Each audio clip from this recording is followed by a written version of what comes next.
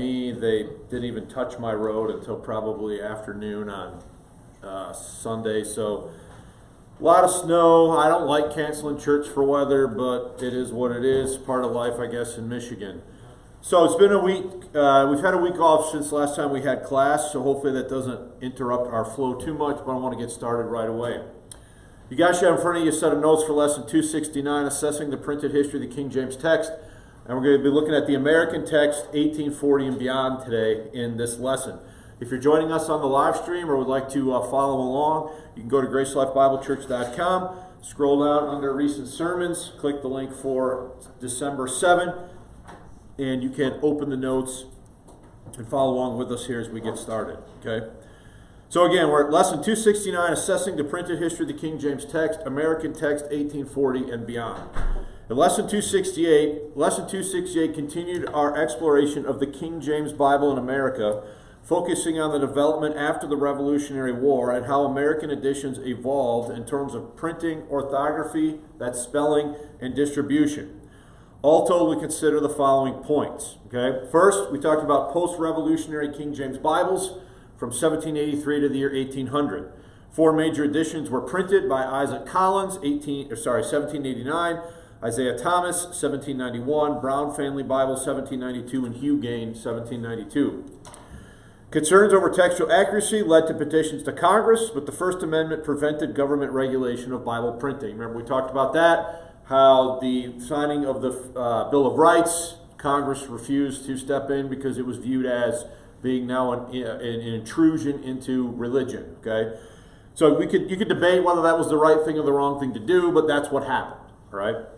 So then we look secondly at Matthew Carey's editions. Carey printed a notable edition in 1801 after collating 18 different versions, and he identified orthographic and textual variations showing early American editions already diverged from British norms. Carey's 1813 edition reused standing type from his 1802-03 edition, originally purchased from Hugh Gain. So remember, we made this point, right? That the 1813 Matthew Carey text answers to the 1802-1803 Matthew Carey text, which answers to the 1792 Hugh Gain text because Matthew Carey bought the standing type from Hugh Gain. All right. Then thirdly, we looked at stereotyping in the American Bible Society. Stereotyping was a printing method using reusable plates, and it revolutionized Bible production starting in 1812. The American Bible Society, founded in 1816, used this method to mass-produce Bibles, aiming to provide one for every American household. And we talked about they're printing hundreds of thousands, if not millions, of these Bibles. Okay, and a lot of these American Bibles are then taken by American missionaries all around the world as that great era of missions occurred in the 19th century. And fourth, orthographic changes in American Bible Society text. American Bible Society editions, example 1816 and 1819, show spelling updates like stablish to establish and all way to always. These changes reflected American spelling conventions and were not doctrinal alterations. By 1820, American Bible Society, the ABS, used 10 sets of plates with noticeably different spelling and differences across editions. So they got 10 sets of plates capable of producing at least 3 different size Bibles, and are they all identical to each other, coming from the same press? No, they're not, all right? So in this lesson, we'll conclude our discussion of the American text by considering the following points, all right? So we're going to look at what some other people have said about this, all right? So far, we've been following what I've said in my book, The King James Bible in America, an orthographic, historical, and textual investigation. We've been primarily looking at things I said there in the prior 2 lessons. Now we're going to look at some other things that I didn't necessarily cover the same way in the book. Okay, so those are, number 1, David Norton on the American text. Number 2, Gordon Campbell on the American text. Lawrence Vance on American Bibles. And then some conclusions based on the American text is what we're going to be looking at. Okay, so let's stop there. Any comments or questions after the introduction/review? Okay, so let's look at what David Norton says about the American text. Chapter 7 of Dr. David Norton's book, A Textual History of the King James Bible, is titled The Current Text. In this chapter, there is a subsection titled The American Text, in which Professor Norton offers some high-level observations regarding the text of the King James Bible in the United States in the 19th century. Quote, By the 1830s, the American Bible Society texts were serving as a model for other American publishers. In 1847, 30 years after the Society first expressed concern about the accuracy of its text, its board of members established a committee on versions to create its own standard. After 4 years' work, the committee recommended that the Octavo Reference Bible, now in the course of preparation, be adopted as a standard copy of the Society, to which all future editions published by the Society should be conformed, and presented a report giving some occasionally inaccurate history of the text and detailing the ongoing work. Now, I have my own copy of that report. That is this report right here. The report on the history and recent collation of the English version. This is a copy of the report that was presented by the American Bible Society. I did read this and make reference to it at least once or twice in my book, The King James Bible in America. So this is a copy of the report. All right, moving on. The result was a fine quarto Bible, large enough to be a folio, published without the Apocrypha in 1856. In Herbert's catalog, it's H 1904. It intended to be the standard American Bible Society text. The report itself was initially accepted, then rejected on ground of alleged want of constitutional authority and popular dissatisfaction with a number of changes made. So now you get into like parliamentary antics of the society, and they didn't follow the constitution of the society correctly, and so therefore, you know, the group of people are going to say, well, this isn't the standard one, and it gets really sort of muddled real quick, okay? Similarly, the 1856 Bible ran into trouble, mainly because of its work on the chapter summaries. A new committee was formed, changes were reconsidered, and new editions were produced, which did become the standard for 70 years. Nevertheless, it is the work of the first committee that is of the greatest interest, for the report gives the most substantial account of the work on the text so far published, and the 1856 text has real merits. Okay, so I'm not going to get into all of the nebulous junk regarding the ins and outs of the American Bible Society in the 19th century. That's sort of beyond what I want to talk about. It might be interesting for some people, but not necessary for what we were interested in covering here, okay? Fundamental to the edition was a collation of the Society's Royal Octavo edition with copies from 4 leading British editions, viz. Those of London, Oxford, Cambridge, and Edinburgh, and also with the original edition of 1611, and that's from the report, page 16. Okay, so if you get this report, you find that on page 16. The Oxford edition was Blayney's, so they looked at 1769, which has been regarded ever since its publication as the standard copy. So there is a statement from an American publisher that the Blayney text had been considered generally the standard copy. That's from page 10 of the report. Though this collation yielded nearly 24,000 variations in text and punctuation, not including the marginal summaries or headers, the committee declared there was not one which mars the integrity of the text or affects any doctrine or precept of the Bible. They say that on page 31. If Curtis, so this was Thomas Curtis, who we looked at a few weeks ago, or a few lessons back, if Curtis would have been astonished by this, his apoplexy could only be imagined at the further declaration that the English Bible, as left by the translators, has come down to us unaltered in respect to its text, except in changes of orthography, which the whole English language has undergone. That's from page 7 of the report.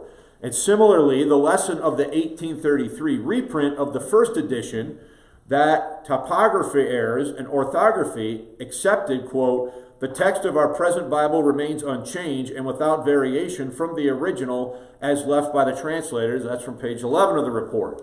The basis for this nonsense is that there are 3 kinds of variation: printer's errors in the 1611, printer's errors in subsequent editions, and other variations from the reading of 1611. Though the committee initially suggested that it was not always certain whether these last 3 were deliberate, after listing examples, it observed that they, quote, are also mostly, if not all, merely errors of the press, which have been corrected in later editions. That's page 11 and 14 of the report. The work of the editors, therefore, had been to rid the text of typographical errors. So Blaney's object had been to, quote, restore the text of the English Bible to its original purity, and had he succeeded to as great a degree as he can as well be expected in any work of like event. Now, let's stop here, okay? So, is Norton agreeing with the report, or is he taking issues with it? If you read it closely, Norton is taking some issues with this, because he's saying that the report is saying that the only categories of difference across all the editions that have ever been printed throughout history since 1611 till when this report was authored are like punctuation, spelling, and orthography. Okay? Now, we already know from our study, is that accurate? We know from our studies in the past that that's not accurate. Okay? So, Norton is taking exception with the report. The policy of following the punctuation of the majority of their copies prevented innovation. Did I skip something? Yeah. Did I? No paragraph. Yeah, I did. My bad. So, having collated its 6 texts, and without considering this, that its 4 modern texts might be Blaney's, and 3 close representations of his work, the committee treated this unscholarly sample in a still more unscholarly way. So what he's saying there is they're claiming to have looked at all these historical printings, but what he's saying is they really are 3 of the ones they're looking at are really Oxford printings from Blaney. They're not necessarily this wide swath of historical printings. So Norton is taking issue with the methodologies that the committee was doing its work, the American Bible Society was doing its work. The committee treated this unscholarly sample in a still more unscholarly way. That is, it treated them democratically. The rule is adopted for variations in punctuation that, quote, uniform usage of any 3 of the copies should be followed. So in other words, if 3 of them had the same, then that was what they were going to go with. Okay? Appears to reflect a general practice which resulted in, quote, the great majority of instances in conformity with the modern English copies. If this is an unkind reflection on a huge project, the committee brought it on itself by obligating almost all signs of scholarly consideration of the accurate merits of the readings. Only 5 readings settled with reference to the original are noted under the innocent heading words. As far as the readings are concerned, what the committee offered was Blaney with his own 116 typographical errors removed. With its, quote, great and leading object being uniformity, and helped entrench the Oxford standard. So what Norton is saying is that the way these guys went about doing their committee work, do they basically ensure that whatever Blaney had from 1769 basically became the standard for the American editions. Now, you could debate whether that's good, bad, right, wrong, or indifferent, but that's what happened. All right? So the policy of following the punctuation of the majority of their copies prevented innovation and also worked against uniformity with any one of their copies. The result was an eclectic version of an 18th century punctuation. Nevertheless, the committee did good work in other areas, such as the chapter summaries, the regularization of names, something that now makes American Bible Society's Apocrypha strikingly different from British editions, and the spelling. This last is what catches the eye because it contains a significant number of changes that still need making to British editions. Now here's where this, so Norton is saying that one thing, in his opinion, this is his judgment, that one of the things the Americans did well is they regularized what? Spelling, names and spelling. So did they further update? And then he says this same thing, he says it right there, bottom of the page. This last is what catches the eye because it contains a significant number of changes that still need making in British editions, including regularizing the use of a and an. Here are the main changes to words that still appear in an old form given in parentheses in British editions, and asterisk indicating those found in the 1856 text but not noted in the report. So look at page 4. Okay? So far, as we've looked at American editions, we've basically kept it to about 4 pairs of words. alway and always, ensample, example, establish, establish, and thoroughly, throughly. Okay, those are the pairs of words that I focused on when I wrote the King James Bible in America. But there's a whole bunch of other words. And we also saw, I should add, in the last lesson, lesson 268, we looked at 100 words, where 37 of those 100 words, the spelling had already been updated in American editions by 1816. Okay? But here's Norton's list. Okay? So anything that is not in parenthesis indicates an American spelling. Anything in parenthesis represents a British spelling. Now, I'm not going to read the whole list. Let's just talk about a couple, okay? Astonished versus astonied, I suppose, is the way you would pronounce it. Assuaged with a U-A-G-E-D versus assuaged, like the word wage with an E-D on it, right? So you've got all of these words, heretic with a C at the end, dropping the K. Havoc is spelled different.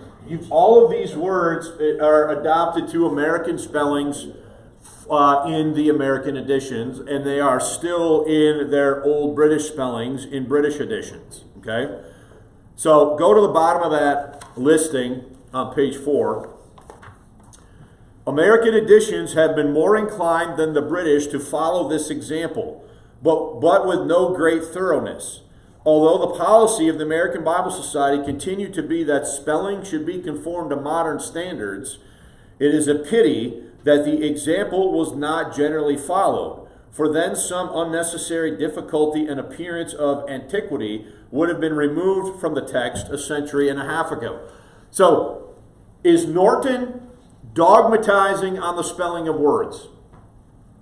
Or is he saying these American spellings are equivalent to the British spellings, even though they're not spelled the same as the British editions? Okay?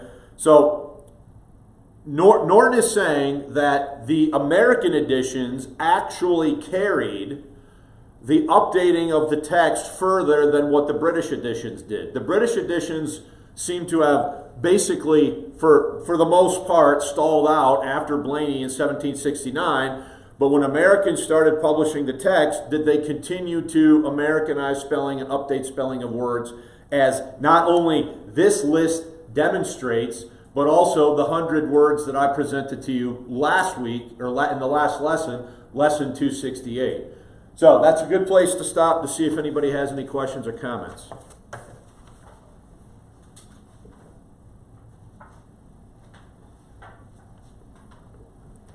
Any questions or comments? On page 3, there was a couple of quotes there between Norton and when is he assessing the report? Yes. Okay, so in that, the report is talking about how orthography has changed. And the reprint of the first edition was that typographical errors in orthography accepted. The text of our present Bibles remains unchanged and without variation from the original copy as left by the translator. So, in what sense are they saying it's remained unchanged from the 1611? Just in doctrine, theology, thought? That's a great question. I think generally that's what they mean.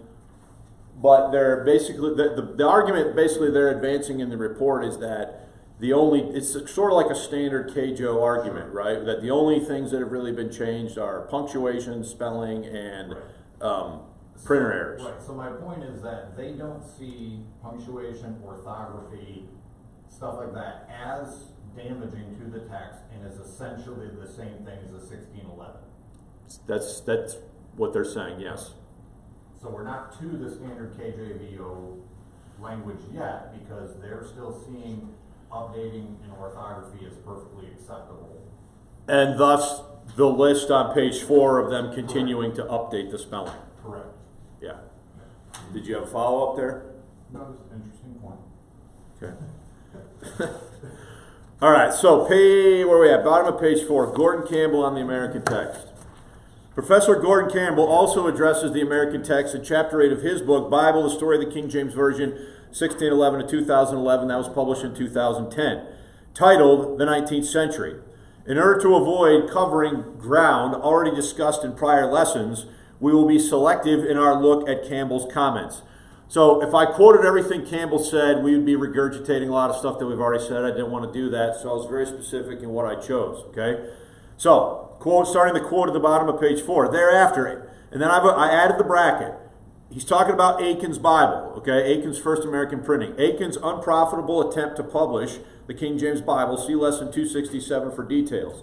So, thereafter, King James versions imported from England dominated the market. This pattern changed, however, when the American Bible Society, founded in 1816, the mightiest force in American Bible publishing, decided to prepare its own text. From the outset, members of the American Bible Society were concerned about the textual accuracy of its Bibles it was distributing, and Curtis's pamphlet, see lesson 266, fueled such anxieties. In 1847, the American Bible Society decided to address the problem by creating a standard American text of the King James Version. The process proved to be protracted. An edition was published in a large quarto format in 1856. This edition proved to be controversial in part because of its chapter summaries, and in due course, new committees were convened to consider revisions and publish yet another standard text. There is a fascinating account of the process whereby the American Bible Society attempted to stabilize the text in its report on the history of recent collations of English versions presented by the Committee on Versions to the Board of Directors of the American Bible Society, New York, 1851. And again, that's this book right here is my copy. Okay? You gotta love the way they titled things back in the day. The scholarly foundation of the process was a collation of 6 KJVs, its own earlier edition, the editions of Oxford and Cambridge, and 2 editions of the King's Printer in London and Edinburgh, and the text of 1611. The collation, which was undertaken by a Presbyterian minister called James Maclean, produced almost 24,000 variations in the text, including punctuation, but excluding apparatus in the margin and chapter summaries. So they didn't count those. At the end of the report, the members of the committee declared, in defiance of the discrepancies that they had identified, that, quote, the English Bible was left by the translators has come down to us unaltered in respect of its text, except in changes of orthography, which the whole English language has undergone. Apart from orthography, that is spelling and misprints, they concluded, quote, that the text of our present Bible remains unchanged and without variation from the original copy as left by the translators. So Nate, that sort of reiterates your question. Yeah, so again, there's, I would disagree that this is a standard KJVO. They're not using it in that way. No. KJVO seems to have picked up on what they're saying and made it to mean something else. Because they're basically saying there are no changes in the text that we have in our printing that are substantial. They seem to be saying something similar to some 2 people who wrote a book recently on this. You're right. So they are basically claiming the text that we are going to put out in America is substantially the same as the 1611 in what it's affirming. Correct. They're not saying it's spelled the same. They're not saying it's punctuated the same. They're not saying it's italicized the same. But the text's message has remained the same and unaltered. There's substantive doctrinal agreement between... So this is not, they're not saying what they're saying nearly as strict sense as the KJVOs have made it in the 20th century. Correct. 21st century. They are not. And they back that up by continuing to change orthography. Correct. Yeah. In the next paragraph, Campbell takes exception with these findings along the following lines. Quote, were the members of the committee asleep on the job, or perhaps not of the requisite caliber? The difficulty lay in the methodology with which they discharged their task. The Oxford text was Blayney's, and the other 19th century British texts were in varying degrees derivatives of Blayney's text. So he's saying they didn't really make a wide historical swath, because they're comparing 6 texts, and 4 of them are all different iterations of whose text? Blayney's text. Okay, the 1611 text was accorded no special authority. So in the principle that, quote, the uniform usage of any three copies should be followed was applied, the 1611 was outvoted by Blaney and its clones. The variations between the texts in the understanding of the committee could be attributed to print errors, and its text was to eliminate those errors by the process of collation. Okay? So I think we got to be clear. The criticisms that Norton and Campbell are leveling against the committee report is that the committee report isn't necessarily what they're saying it is.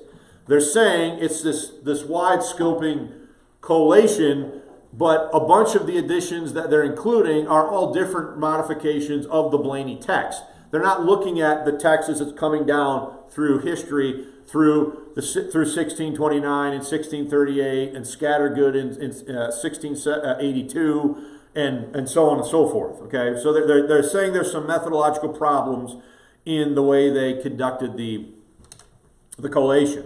Campbell concludes this section by offering the following assessment of the American text. Quote, the result is a text that broadly reflects Blaney and its cousins, but with important differences occasioned by three factors: scholarly scruple, the impetus to consistency, and the desire to use modern spelling. In the first case, the committee acknowledges a few changes, all centuries-old textual curses that constitute a revision of the 1611 text.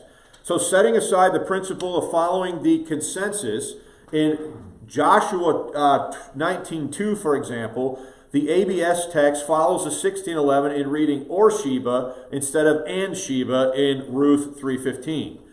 ABS reads, he went over, she went, so preferring the literal sense of the contextual sense in, it was Ruth who went, not Boaz, which we've talked about Ruth 3:15 in the past. In Song of Solomon 2:7, the ABS reads, nor awake my love till he please, instead of she please.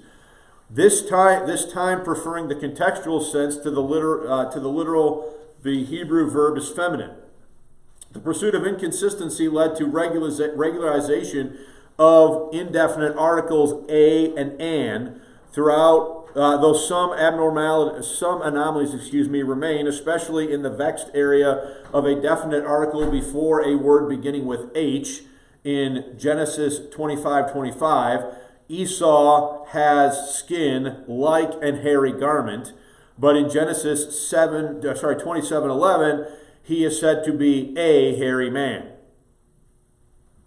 So is he a hairy? You see where we get into extreme minutia, right? The third intention was to use modern spelling. Is the most obvious difference between the British and American texts of the KJV, because the former use 18th century spelling and the latter 19th century spelling. And I would add, in America. He doesn't say that. I would say that. All right? Because do the British still spell a lot of these words the same today? Yes. Okay? So let me find my spot again.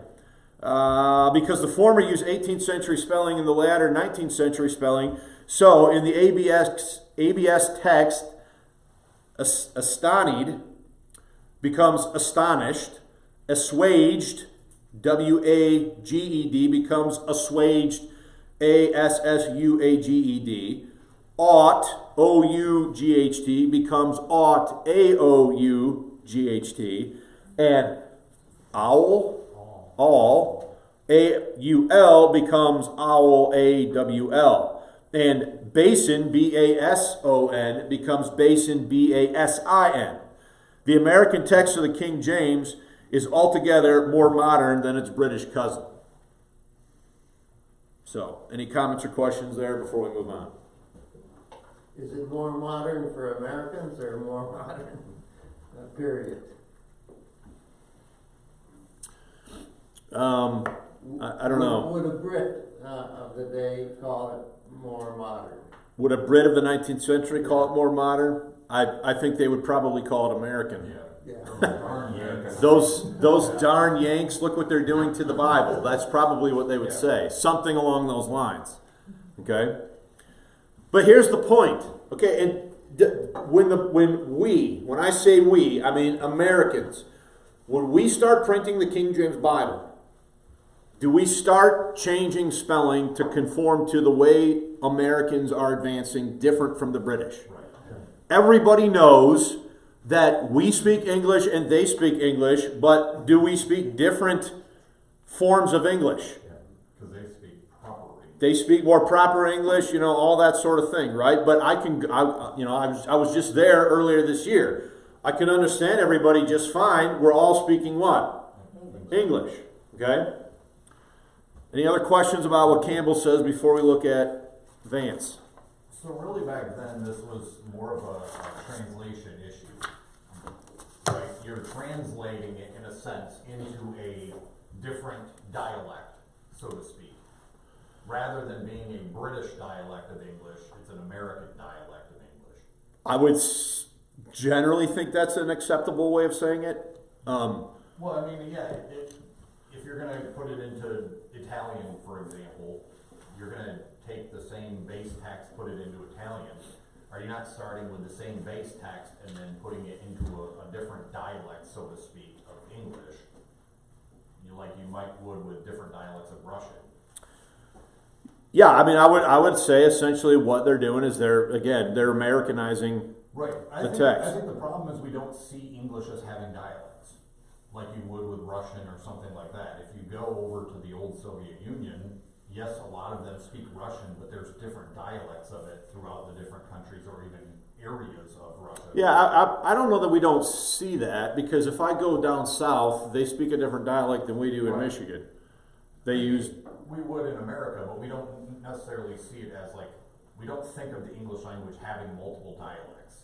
Yeah, and if you read carefully the writings of a particular critic of mine out of Australia, you'll see that he spells words, even now, he spells words different than I spell words. Right.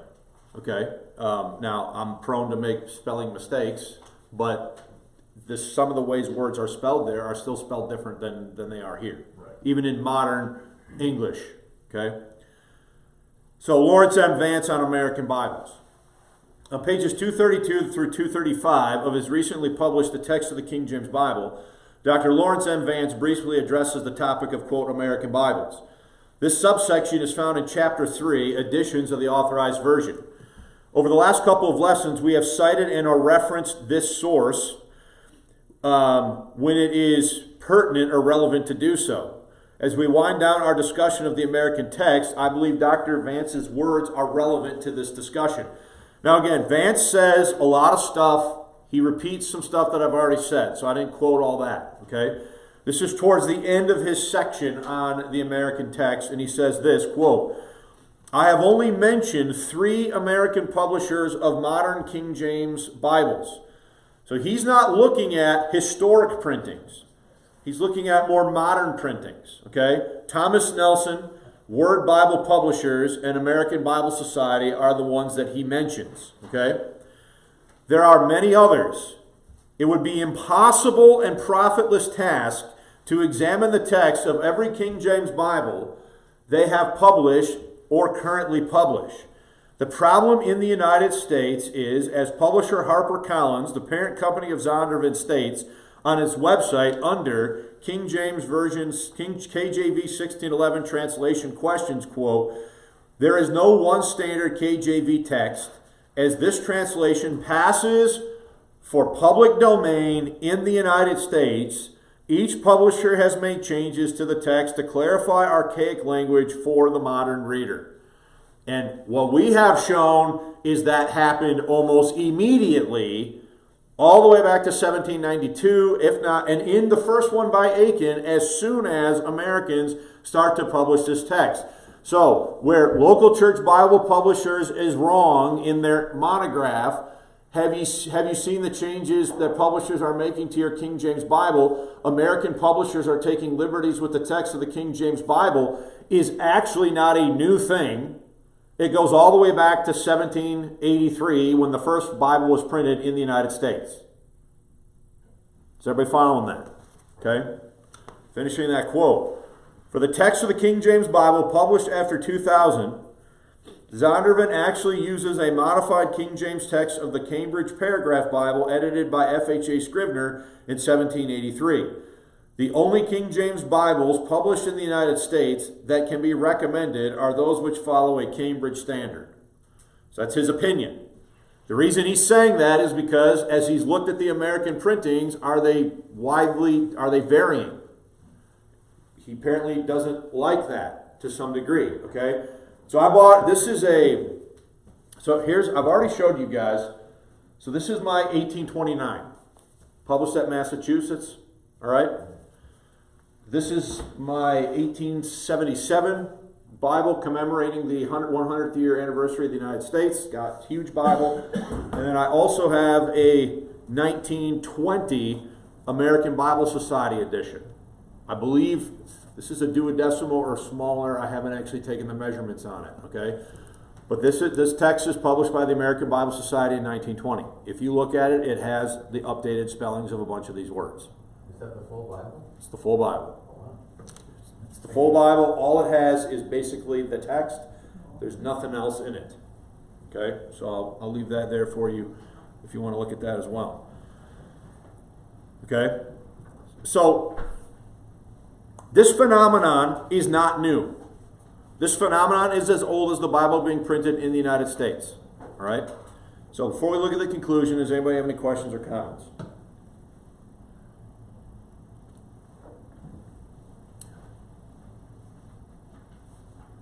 Okay. The other thing I want to mention is in the King James Bible in America, since I'm going to talk about it here, at the end, there are tables comparing word usages of alway and always, and sample and example, thoroughly, throughly, that I've sampled some additions on. Okay, so here's what I sampled for this in the book. I started with the Aiken Bible. Okay? Actually, I started with the Aiken Bible. Then I looked at the American Bible Society from 1819. An Isaac Collins 9th edition from 1828. The Edmund Cushing Bible that I have from 1829. Okay? Then I looked at an American Bible Society from 1838. The Self-Interpreting Bible from 1859. I looked at Harding's Fine Edition from 1863. Holman's edition from 1875. And last, the Illustrated Family Reference Bible from 1877. So what I did there is I intentionally selected a sampling of Bibles. I couldn't look at every single one of them. I don't have access to every single one of them. But I looked at a sampling of Bibles across a wide swath of decades of the 19th century. Okay? And all of them have differences in orthography and the way that they are spelling the 4 pairs of words that are centrally focused on as test cases in the King James Bible in America. Okay? So the conclusion here to the lesson is, I want you to read the note. The content of this section with a few changes is taken from my book, The King James Bible in America, Orthographic, Historical, and Textual Investigation, published by Dispensational Publishing House in 2019. Look at point number 1. Much more could be said about the textual history of the King James Bible in America between 1777 and 1881. Or just in general, obviously. Vance himself said it would be pointless to try to look at every edition, because you're just going to keep finding stuff. Okay? So, much more could be said about the textual history of the King James Bible in America between 1777 and 1881. I picked 1881 because that's the year that the Revised Version is published in England, and the Westcott and Hort Critical Greek text is published. That is beyond the scope of this lesson. Our main purpose has been to address a particular aspect of how King James' position is messaged, discussed, and propagated by its supporters. I believe it is detrimental to the integrity of the position to say things that cannot be supported by historical and or textual facts. The truth does not benefit from rhetoric, no matter how well intended, that can easily be proven wrong by a better command of the relevant facts. King James Bible believers have enough challenges as it is without adopting positions that expose our flanks to further attack. Okay? From its inception in 1611, the King James text has undergone orthographic change. This process is acknowledged as normal progression in the development of language. Consequently, differences in spelling conventions are anticipated and expected when comparing the text of 1611 with the standard King James text of 1769. Yet no King James Bible believer views this reality as detrimental to their position. Is everybody with me so far? Next point. It is commonly held that the only differences that exist between the 1611 and the 1769 texts are, number one, the corruption of clear printer errors, 2, updates in orthography or the spelling of words, and 3, changes in punctuation as English grammar became more settled. Yet, as was demonstrated throughout our discussion of the printed history of the text, this notion is incorrect and does not accord with the facts. Wording differences beyond printer errors and spelling do exist between the various editions of the King James Bible. It is here that we must recognize that there is a difference between 1, a different way of saying the same thing, and 2, a substantive difference in meaning. The wording differences that exist between the 1611 and the 1769 King James texts fall into the first category, i.e., they are not substantive. They are different ways of saying the same thing and do not undermine the doctrinal integrity of the text, while at the same time not exhibiting identical wording. If one does not allow for different ways of saying the same thing and insists upon verbatim identicality of wording, they would be forced to declare which edition of the King James is the inerrant one to the exclusion of the others. Now, folks, I don't know.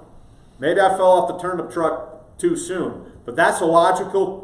If you're going to say, I don't care which one it is, X edition is the inerrant one, pick your favorite one, then that means that anything that doesn't agree with that exactly is deficient.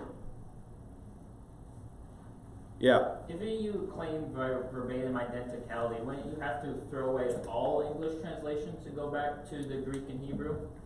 Because that's verbatim identical. Yes and no. Yeah, I would say, Yes, if you're going to be strict. No, if you want to have your cake and eat it too. which there's a lot of.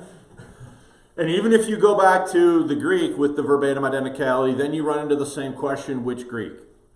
Because there's different editions of the TR that have minor differences from each other, and the original autographs are lost, and so the only way to know that you have absolutely verbatim, exact identicality, Xeroxed identicality, is if we still had access to the original parchments written by Paul and James and Luke, which we don't have. We have copies. Okay? Does that answer your question? Yeah. So again, with this last paragraph, it seems like when they're talking about orthography and punctuation changes and stuff like that, it seems like they don't have the same concept that modern people have today about the jot and tittle sort of thing. It doesn't seem like they see a different wording, like we've shown with the, what was the one from Jude or whatever? Whether you have both or not both? Correct. It doesn't seem like they understand that as a difference. It's not like they're looking at that saying, hey, that's an editorial choice. They don't really even bring that into the discussion. Yeah, It's not even worth discussing to them back then. Their view of it is much different than the view of King James only people today. Right. Because they weren't living in the same historical milieu that we are living in now with everything that's happened since 1881. Well, I mean, German higher criticism wasn't a thing yet, or at least not popular yet. Right. In these early English editions. And even when German higher criticism became a thing, it would take a while to trickle over to America. And then trickle down from academia into pulpits and churches and so on and so forth. Yeah, it takes a while. So did you have a... No, it's just like, even with what they're saying back then, like people might be able to point to it. See, they're only saying there's spelling differences and stuff. But what they're including in that doesn't seem to be the same as what we're trying, or what modern advocates are trying to say. So, like, yeah, it is that historical, what is it? The historical... Chronological snot, or presentism. presentism. It seems to be a lot of presentism where you're reading back into what their statements are, stuff that's post-textual high criticism. And you're taking post-high criticism, German higher criticism, and then reading it back into the statements of these early English printers and acting like they're saying the same thing as modern advocates are. You are what you're doing is you're taking the relevant points in a doctrinal theological debate in the late 20th, early 21st century now, and you're then taking that and reading it back into a more than 150-year-old historical context where those people knew nothing about the same types of things that we're currently debating. And then lifting that stuff out of a historical context and saying, see, these guys back here agreed with us. They agreed exactly with the way that we're representing things now. Right. So they were more concerned, does the text agree with the 1611 and its content, not necessarily orthography, Correct. punctuation, jot, tittle stuff. They don't even care about the jot, tittle stuff. They just want to know, is the text we're reading in 1800 essentially the same text as the 1611? Right. And that's where I would say that, like, certain folks like to accuse me all the time of being a modernist. Right. Okay? I'm actually not a modernist, because what I'm saying is we need to go back to the way this stuff was viewed back then. Right. Look at the next point. And this is prior to German higher criticism coming to America. Like way before. Right. So like, this is pre-modern. a lot of this discussion is even before Codex Sinaiticus is even discovered. Right. Or they even know that it exists. Correct. So, yeah, it's you got to be careful with how you take, how you handle the historical context.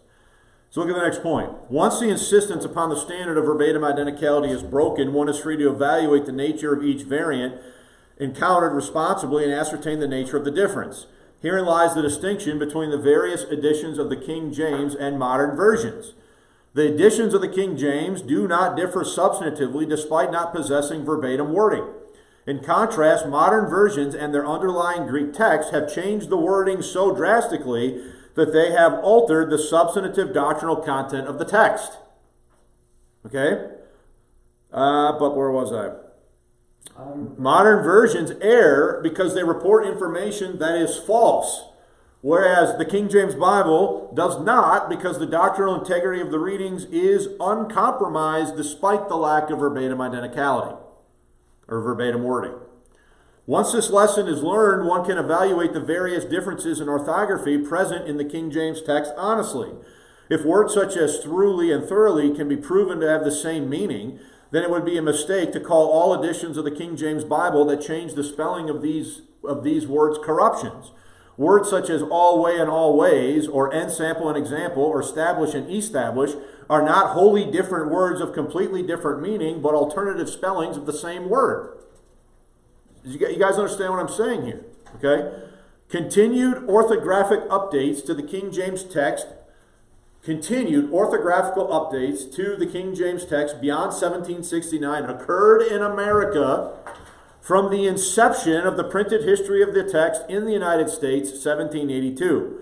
As early as 1792, the spelling of words such as thoroughly was changed to thoroughly, not as part of, quote, a new attempt to corrupt the King James Bible, but in an effort to conform the text to American spelling conventions.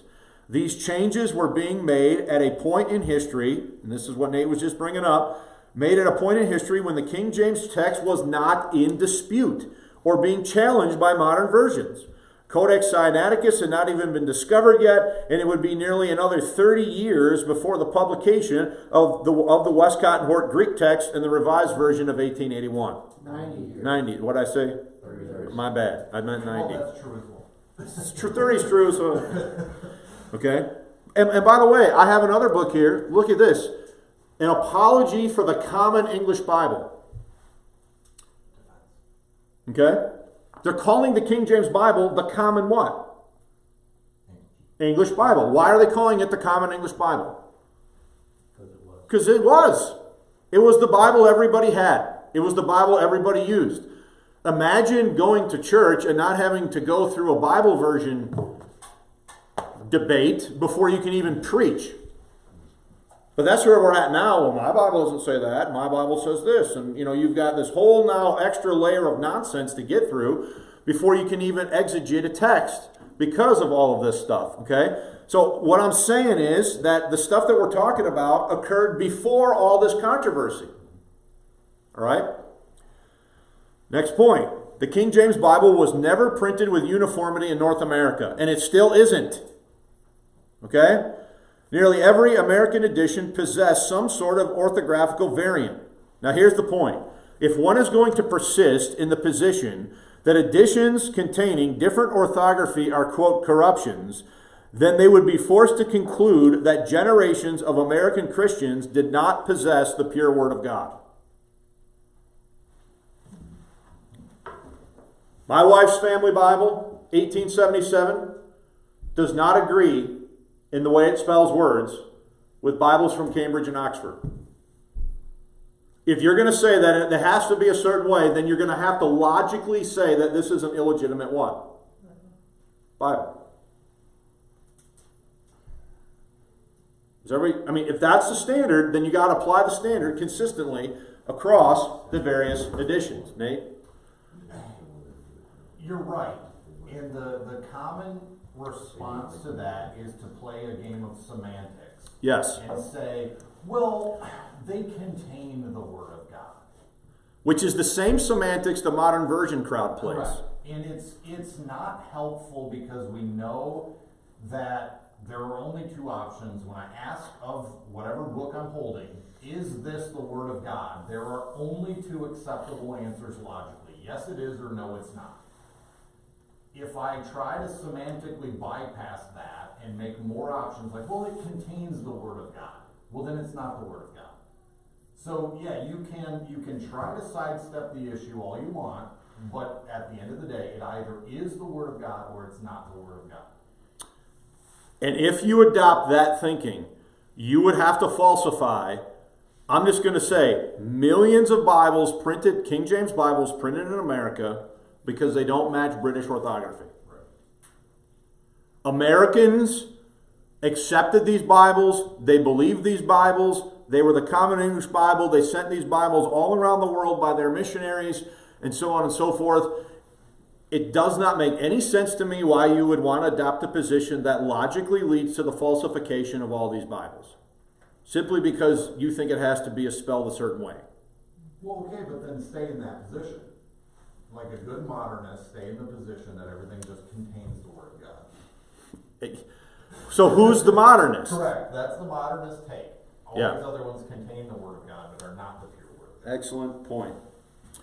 So, back to the notes. So we read the paragraph about the King James never being printed with uniformity, right? Yeah. Okay, next paragraph. Is this really the conclusion that King James Bible believers desire to reach? Do we really want to say that generations of American Christians possess, quote, corrupt King James Bibles because they did not come from an Oxford or Cambridge University press? Is it our position that in order to possess the, quote, pure Word of God in English, one must possess a particular printing from a particular press produced on a particular continent? You understand that's exactly what people are saying, though. There's a prevalent gentleman online who's basically saying that exact thing. Okay? We'll be looking at his position in the near future. In reality, the historical and textual facts are messier than we have heretofore realized. Out of our ignorance of the facts regarding the printed history of the King James Bible in America, King James Bible believers have adopted positions that functionally impose our present textual and translational controversies upon bygone generations of Americans who knew nothing of the challenges we face today, to the point Nate raised earlier. For them, the text of the Bible was never in dispute. Everyone clung to the standard of the King James, the Common English text, i.e. the King James Bible. And again, that's this, an apology for the Common English Bible. All right? Just to show you that that language was being used quite frequently, particularly in the United States, to refer to the King James Bible. Then that makes sense, right? I mean, you know, these Americans don't want to be running around necessarily and referring to the King's Bible. So, because, you know, we broke away from the King, so they call it the common what?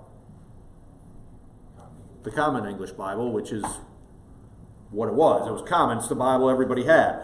Everyone clung to the standard of the Common English text, i.e. the King James Bible. It never occurred to them that they might not have God's preserved word if they did not possess a Bible printed on an Oxford or Cambridge University press, assuming one was even available to them. They just believed that whichever copy of the King James Bible they were fortunate enough to possess was the Word of God and allowed it to work in them effectually. So the entire process of researching and preparing these lessons has been an eye-opening and sobering experience.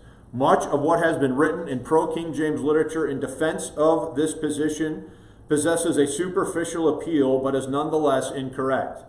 As King James Bible believers, we need to make sure that we are applying the Berean principle, Acts 17:11, to our position on the Bible and searching things out to make sure they are so. Empty, unsound, and incorrect rhetoric does not help our position. It harms it. Therefore, it is incumbent upon believers who stand for the infallibility of the King James Bible to enunciate a position which is accurate and in accordance with the historical and textual facts. So, we have about 5 minutes, four minutes or so, if anybody has any questions or comments. Nate? I don't think it can be overstated about that this is happening before modernism has attacked the veracity of the English Bible. This has not been applied. Modernistic presuppositions have not yet been applied to the text of the King James Bible through German higher criticism in the late 19th century.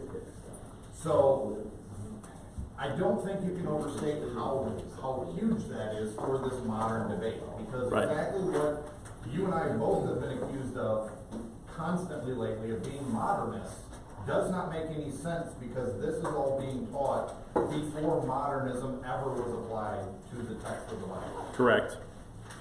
Indeed, and we're seeing it already in the late 18th century and the early 19th century in American Bibles before the modernist controversy hit academia, before it came to the United States in the late 1800s by Warfield and Hodge. Well, even the underpinnings don't happen.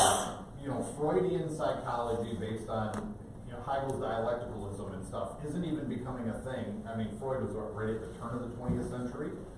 So even that understanding, which is the underpinnings of the German higher criticism, doesn't even come into play yet. Evolution, Darwin doesn't write his book until 1859. Which is also birthed out of Freudian psychology and Hegel's dialecticalism.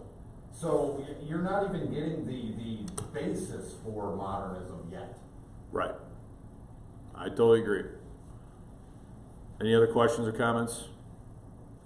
Does the American version have an influence because of all the melting of German, Irish, Dutch that come in? And I mean, there might have been there might have been influences on American spellings because through immigration. If you're in England, everybody's English. Yeah. I mean, maybe that's why. But even within English itself, were words being updated orthography all the way since 1611. So to continue to modernize the spelling of a word, what are you doing fundamentally different there than what happened already that every King James advocate already accepts between 1611 and 1769? So. Well, to Bart's point, there's clearly a difference between American English and British English at the time, outside of the conversation of the Bible itself. Like, clearly there's something different about the American English and British English at that time, just generally.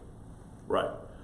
So we're not talking here about people who are trying to just update it to make it easier to read.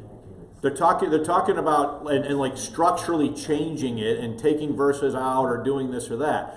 All we're talking about is somebody taking a word and spelling it with a different spelling. But the situation as it exists today is such that there are people that will say, if you change the spellings of any of these words, you have corrupted the text. And if you don't believe me, read the monograph put out by local church Bible publishers, because that is essentially the main thesis of the monograph. So I think those people have no idea how translation from one language to another occurs. I mean, it cannot be word for word, for one thing. That could be part of the problem. The other part of the problem is they have no idea of the history of the text in America. Because if they did, they wouldn't say this stuff, because it started, as I've demonstrated amply, as early as 1782. All right? So, next week, we are going to talk about the Cambridge Paragraph Bible from 1873, and then we're going to start looking at a more of a modern view on this as we look at the Pure Cambridge edition. So, we'll take any comments or questions. I got to close down the stream and clean up the equipment. I did look up online.